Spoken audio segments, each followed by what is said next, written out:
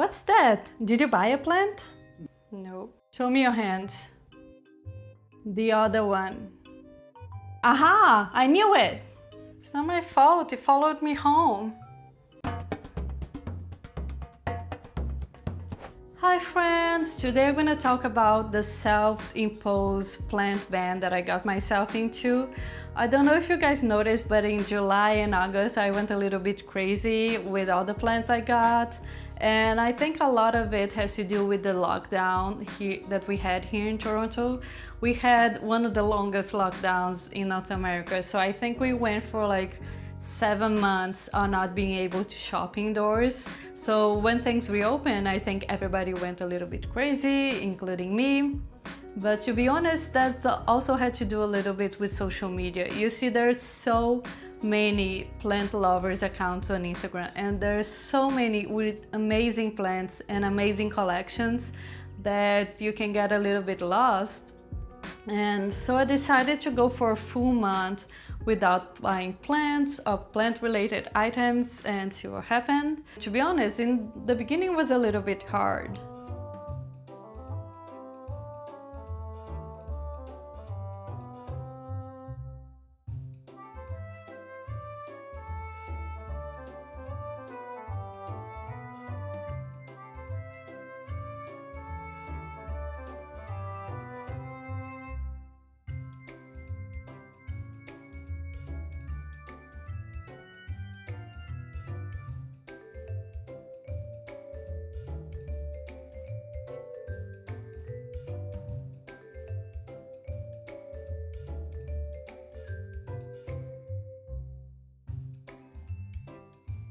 But jokes aside, I eventually got used to it actually. I even went to 2 huge nurseries that we have here in Ontario, and I went back home with no plants at all.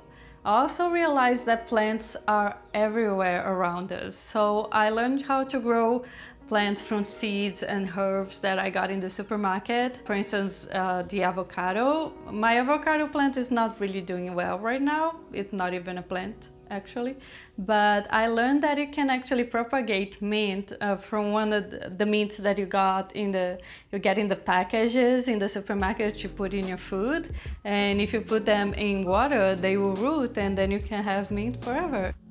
Another thing that I did was to exchange plants with my loved ones. And, you know, sharing plants and trading plants with the ones you love and your friends is a really nice way to bond and connect over something that you have in common.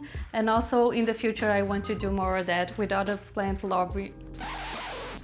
lovers here in Toronto. Another thing that I did was to propagate my plants. So I learned how to do a propagation box. I propagated a lot of my plants, and in the future I'm gonna pot these plants and I can even have more plants, or I can give it to friends and family or swap. So this is another way of multiplying the plants you have without actually having to go and buy for new plants. But I think above all, I learned to appreciate what I already have. I took better care of the plants that I already own. I could give them more attention because I was not constantly to have to acclimate new plants that got into my home. I start to reflect on my relationship with each plant. If I want to have plants that I really love, and then that spread to other areas of my home. And then September became this whole decluttering month in all areas of my home. And I realized that some plants that I have I don't even really love anymore, so maybe I'll pass them along. That's what I want my plant collection to be. I think plant care is self-care, and I want my plant collection to reflect that. I want my plant collection to bring me happiness and joy. That's what I want to do for the future. It doesn't mean that I'm not going to buy any more plants ever again. Like October is coming and there are a lot of plants that I want to have, but from now on, I'm gonna really reflect if I really love the plant that I wanna get, or if I just wanna get because somebody posted an amazing picture on Instagram, or I don't have that one in my collection yet. So there you go. I hope you liked this video, and if you did, you're gonna like this one in which I go plant shopping in downtown Toronto. Thanks for watching, and I see you soon. Bye!